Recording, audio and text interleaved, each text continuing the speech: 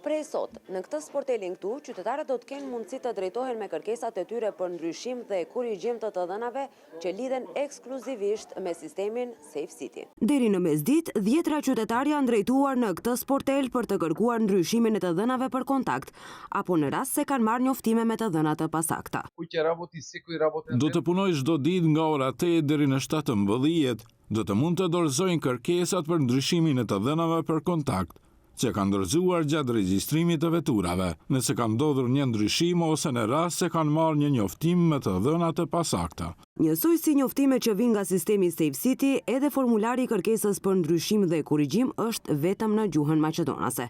Kështu duket formulari i kërkesës. Në rast se qytetarët nuk duan të shkojnë deri te sporteli në fjalë, të njëjtën gjë do të mund ta realizojnë edhe nëpërmjet stacioneve për kontroll teknik të veturave, ku MPB ka caktuar nga një referent të deleguar të MPB-s. Ndërsa për të gjitha vërejtjet, paqartësitë apo problemet që lidhen me funksionimin e sistemit qyteti i sigurt, qytetarët mund të drejtohen në MPB edhe përmes rrugës elektronike.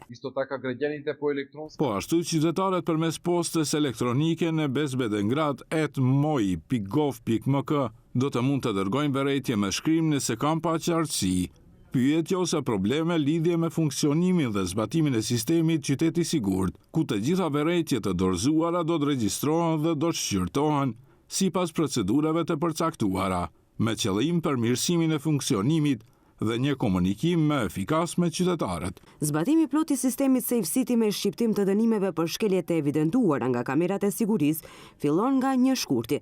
Në fazën testuese janë hasur shumë parregullsi, madje edhe të SMS porosive me të dhëna të gabuara.